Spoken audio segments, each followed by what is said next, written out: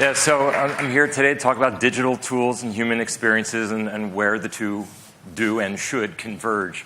I'm not going to be able to cover 30 years in my 25 minutes, but I'll talk quickly because I do want to provide some context of how I got here, how we got here. Certainly, going back to Madison Avenue in the 80s, that young guy is actually me. Working at ad agencies in the 80s, the human experience was devoid of digital tools. We didn't have desktop computers. We didn't even think about it. My writer had to put typewriter paper, and every time she was rewriting something, it was a new sheet of paper. We had landlines. We had big sets of magic markers. We were tasked with thinking big, thinking of massive ideas, singular massive ideas in traditional big old media that would have a massive impact on a massive audience. But we didn't have the selectivity that the new media. I had a big set of magic markers. I had a nice big New York phone book and the Rolodex, but landline didn't even have voicemail. So again, our focus was coming up with the big ideas that were going to hit big audiences like big, massive, blunt force objects. You know, the iconic brand image, the slogan that would be repeated over and over again. But we didn't have great insights into who was this audience, right? So then came the 90s and Y2K, database marketing and interactive media, the web, and then increasingly personalized media, mobile devices, ways that we could start to look at this. There were faces in those unwashed masses I was showing you a second ago. So there were faces and names, and we could start to understand who these people were. Our view shifted from audiences and sales measured in the millions to individual transactions, time of day, exact purchase. Was it Samsung Pay or Android Pay or Apple Pay? Exactly what was purchased? Did they use checking? Did they use savings, et cetera? So we started to have these amazing insights and really started thinking about our customers one-to-one. I was working at a big brand ad agency, Chiat, when they started their Chiat direct arm because one-to-one marketing was emerging. There was no way ad agencies were going to leave that money on the table, let alone the fact that it was just the intelligent way to start marketing. If you could get to know your customers, start sending them tailored messages, tailored information, that was clearly the way to go. So people are customers. With all this data that we were getting, we could start to look at people, and like I said, we had names and their addresses, and we knew all these things. We would pour over the data, the purchase history. We modeled upsell and cross-sell opportunities, and we missed the point. Because yes, people are customers, but it's not all about money changing hands. And today I work for a bank, and I'm going to tell you still, it is not just about money changing hands. People are more than customers. Then, of course, we started to think of people as users of our products and services, users of different media. It might be, are they on a laptop, or are they on their phone today? Are they using an ATM, or are they going in person to the branch? And while it's great that we started thinking about the experience in these individual use cases, again, thinking of people as users is too narrow. People are people. Right? I mean, it's amazingly simple, and Depeche Mode said it in 1984, and if you all want to join with me, that people are people. I mean, we're different colors, and we're different creeds, and different people have different needs. People are people. Might be a friend paying the other friend back for dinner last night. As simple as that. They don't want to think about the tool. They don't care about the bank brand. They just want $43 now. People are people who go on vacation. They're 300 miles away from their ATM or their branch, and they realize they forgot to move money from checking to savings. They don't want to think about their bank brand. They don't want to think about the tool. They just have a job to get done, and we need to provide that product or service to help them get that job done. People are people with dreams of bigger and better. Maybe they're thinking of starting their own business. Maybe they need some financial education generally about credit. Maybe they're ready to just dive into look at a credit application and apply for a loan today. They need a partner. I mean, these are emotionally and financially complex decisions. So they might, in this case, care about the brand or the bank. Are we there as a partner? Can we work with them as people? Wells Fargo is hip to this. Whatever some people might say about Wells Fargo these days, we are incredibly people-focused. And we think about our customers as people first, and then people in a financial context.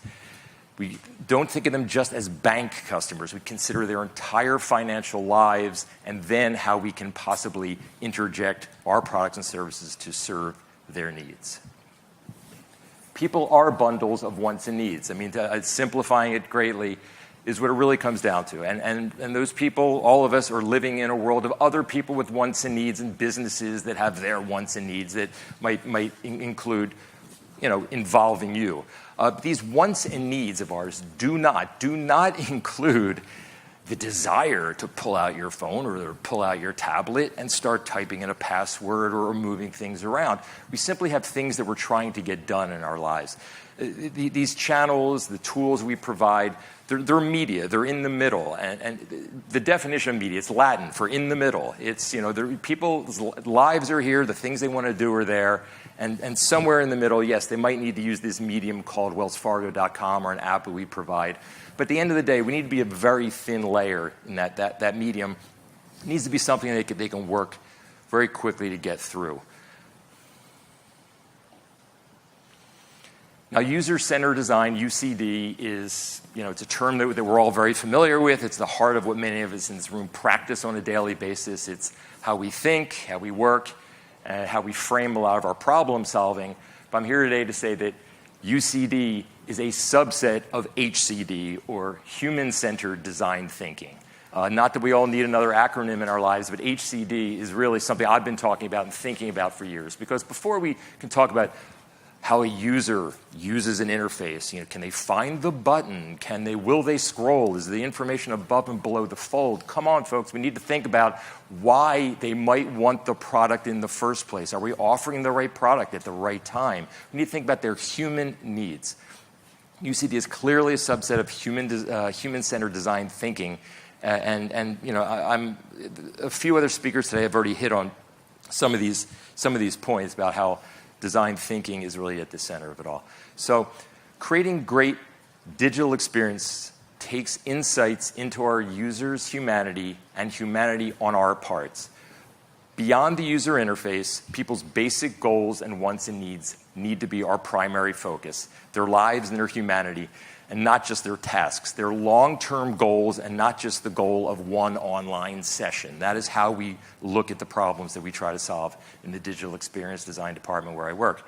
If we succeed on this larger human level, we're better positioned to then focus on the tasks, right? I mean, we need to, and plus, a big part of what we do, and I'll just go ahead and cut to that, is customer insights that lead to empathy, empowerment, and delight. Now, these are the three components that I talk about. We've heard the word empathy used a number of times today. I'm going to use it again. These are the three components of digital, of creating humanizing great digital experiences that I'm going to focus on today.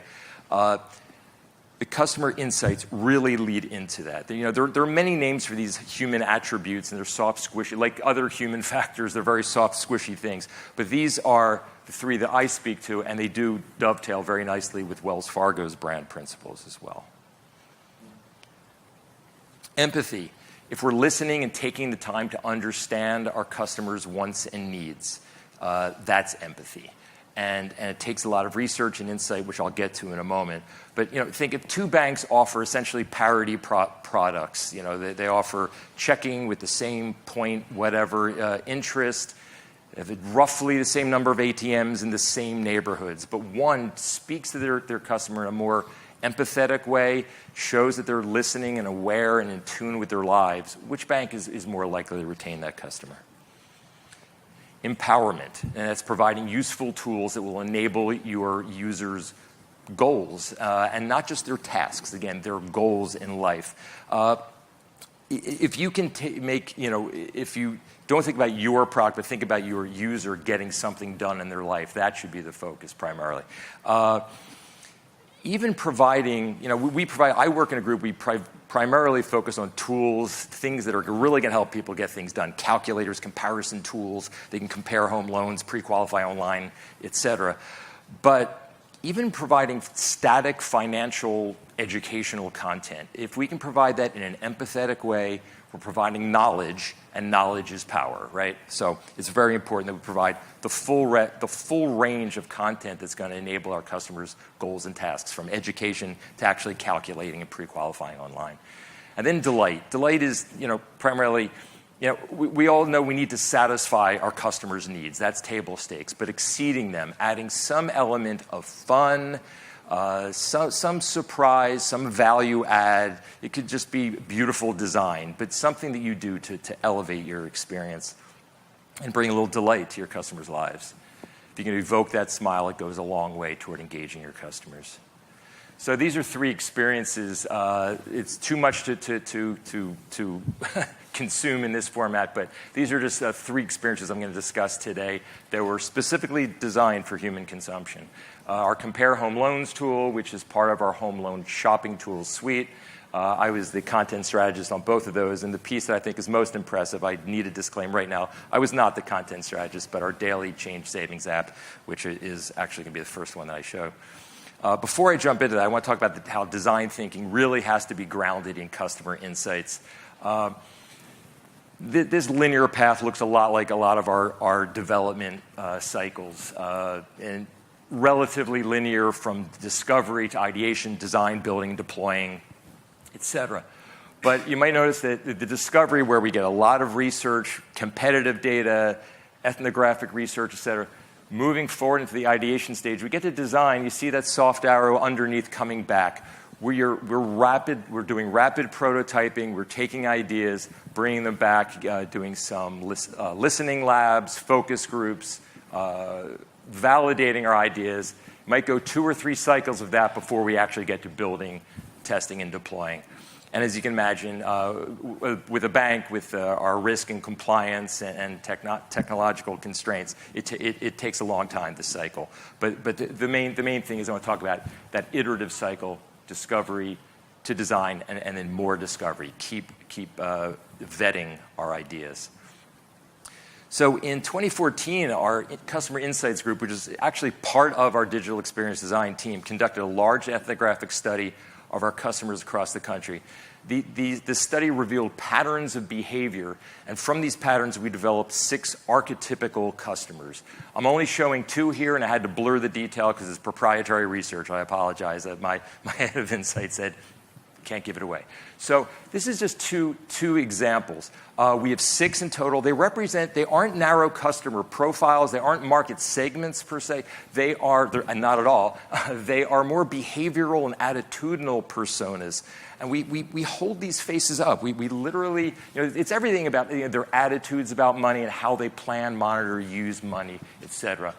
And we invite these personas to our working sessions. You look at the upper left. I mean, we have cutouts. And I know it sounds corny, but they have names, they have faces. Carly on the right spent some time in my office the last couple weeks, and it was nice having her company. Tent cards are all over the department. We have banners.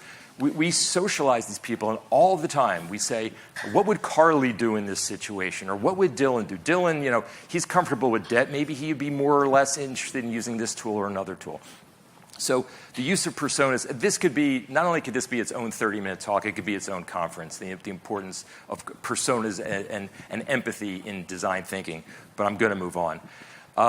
We do this exercise, which apps would they use? Would they use PayPal to pay their bills? Would they go to the retailer? Would they go to the Home Depot site and enter their Wells information there? Or would they set them up in bill pay? Who would use what, when, and why? And where are there gaps in their lives? And how can we fill these gaps in their lives? So an example, I'm not going to read you Natalie's journey, but our content strategy team will actually write narratives working with customer insights. Natalie is what we call our awakened persona. She's recently become aware that she needs to make changes in her life.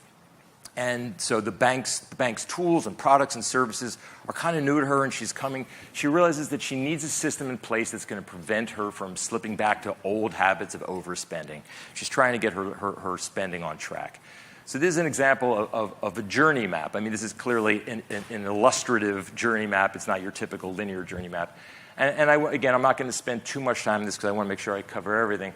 But we think about how can the bank partner with her at various points along this journey. Where can we be there to have the right conversations, present her with the right opportunities to make the changes in her life that she needs to, and truly partner with her, have a conversation with her.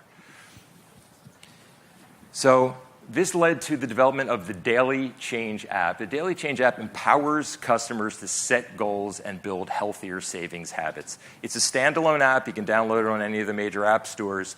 But when you log in, it also on the back end can connect to your savings and checking, so you can make plans. You can set goals, whether it's buying a car, or paying down debt, or saving for education, whatever it is. You can even create your own goal, and you can set a target of how much you're going to save daily. And it needs to be done daily, so you're developing this habit, you're seeing it done. You can set up alerts. You set the goal. I created a hypothetical goal of buying a $1,400 used car for my twin kids, and set a target date of June, which is obviously it couldn't happen that fast. But you can customize your goals, set your target date, amounts, accounts, and actually set it up. And then you select what challenge you want to do. Yeah, I decided that I was going to give up coffee. So if I skip coffee, $5 a day. I mean, I couldn't really do it, but I mean, I make it at home instead of buying it out. I need my coffee. But if I made it at home instead of buying it out, $5 a day, I accepted the challenge, I made the transfer daily, and I got a personalized note that, nice save, Alan, that I actually put that away. So you might look at this and say it's a little game-like, and you'd be right. This definitely uses a lot of the principles of what's called gamification, and I don't know how many of you are familiar with this concept, but gamification is very, it's not new, but it's being proven more and more as a really effective way to bridge human behavior and branded experiences, and to interject a little fun and delight, as I was talking about, and empowerment, all those things into the human experience. Gamification, for the most part, is about game design and game elements in non-game contexts. So there's a lot of products, and from losing weight, Fitbit, to rewards programs with retailers. Games are narratives, if you think about it, after all, and they're a lot like life. We have challenges, we have setbacks, we set goals, we come back, So we set this up, the Daily Change Savings app, so there would be positive reinforcement and achievement with milestones marked. And we really worked hard to bring design and content together, combining them to keep the experience real, very fun, human, and on brand. So now I'm going to get on my soapbox a little bit about content strategy, because content strategy is often, I think, an underestimated element in design. We talk about design, and most people think of visual design, but experience design is essential. Within experience design, you need to think about how content strategy is related. It's what we say and how we say it. Two big components of this are voice, simply our choice of words, our tone of voice, how we say things, and then content hierarchy, which is, are we breaking things down into human bite-sized chunks, digestible chunks that are ready for human consumption? Are we asking things in the right order? Have we broken things into the right order on a page? Are we asking for someone's email too soon before we've offered them something of value? That's something a content strategist will think about. It's not something a visual designer is going to think about. This is a snapshot from our brand toolkit, our digital brand foundations toolkit.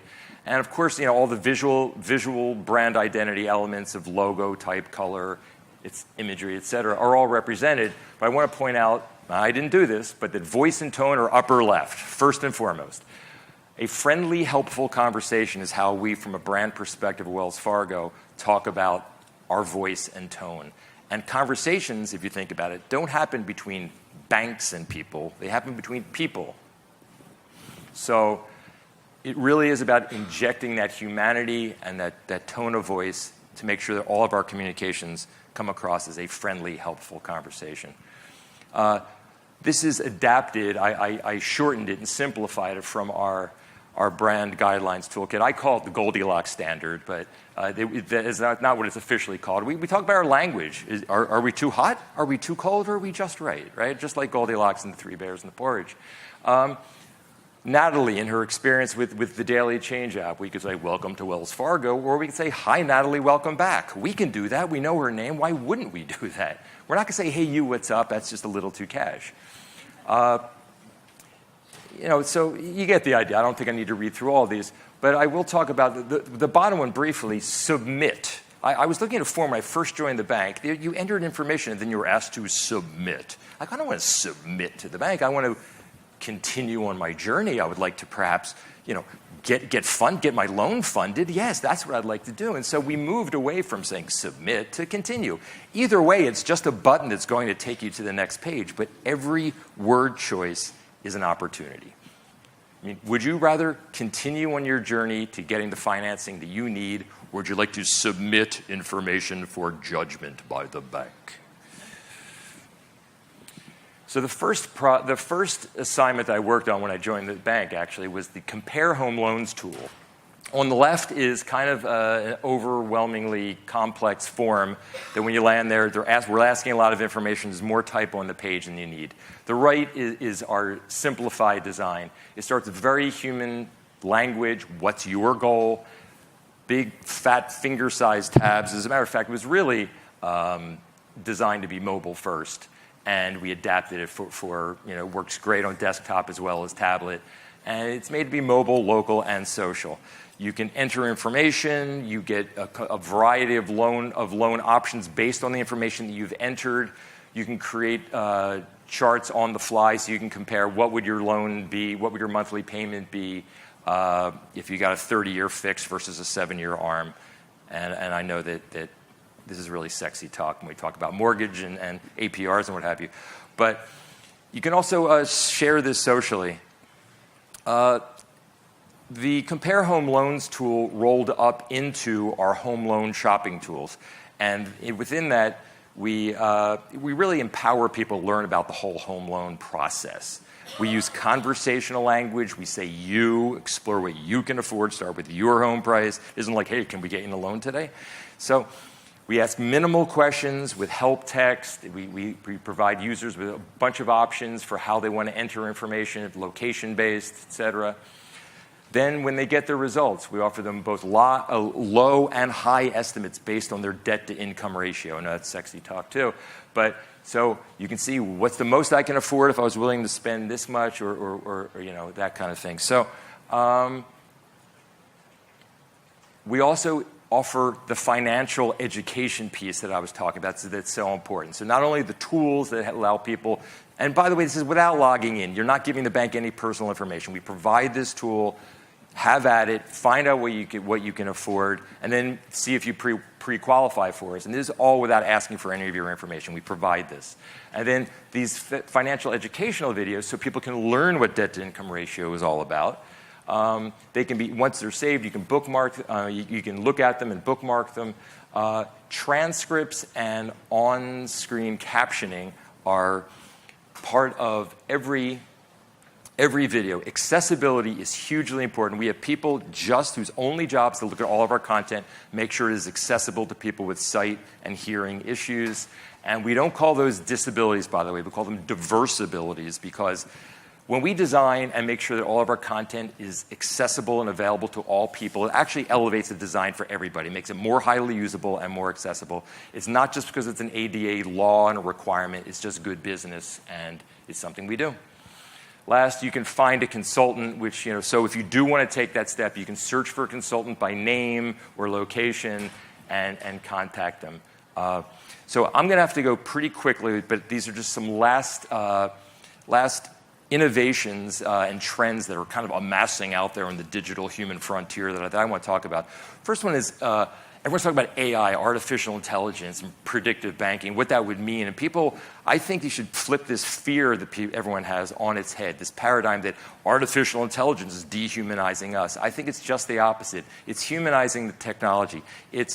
We're going to send you a text when something looks out of ordinary in your spending habits, a fraud alert. We're going to let you know when your balance is a little lower than usual because you have a recurring payment. If we have this information and we can serve it up to you, is that not more human? Is that better for you so that you, in your human life, when you might have made a mistake or let a balance run too low, that we can be there and assist you? Is that not the bank being more human and working with you. I'm going to cut to the chase, make sure I can keep moving. Biometrics, logging in with your fingerprint or your face or your voice. I mean, I think this is perhaps the best microcosmic example of an experience going from digital to human. I mean, if you can use your fingerprint as opposed to having, for me, put on my readers, type on quarter-inch square keyboard, uppercase, lowercase, and number, and this is an example of technology enabling simpler, more humane interactions. And then one of the other trends that's out there, and it's a number of things really combining, we call it phygital, we call it the Internet of Things. There's just a number of technologies that are all converging out there. This is an example, and this is a working prototype that the banks are going to start giving out soon, is a digital pony bank. Mom can transfer money into Sam's account, and you can see Sam's got his mind blown because as she does it from her smartphone, it shows up on the LCD on his digital pony bank. Of course, the pony is reminiscent of the Wells Fargo stagecoach horses. So, in closing, I just want to say, when you combine technology and humanity, the digital and the physical, offer self-service to customers when they want it, let them be anonymous, but then offer them help when they need it, in branch, offering digital training and financial education by phone or online. We're really bringing digital tools and human touch together, offering empathy, empowerment, and delight to our customers, and bringing these digital experiences to life for the 72 million humans who just happen to be customers and users and people we see around the bank. So, thank you very much.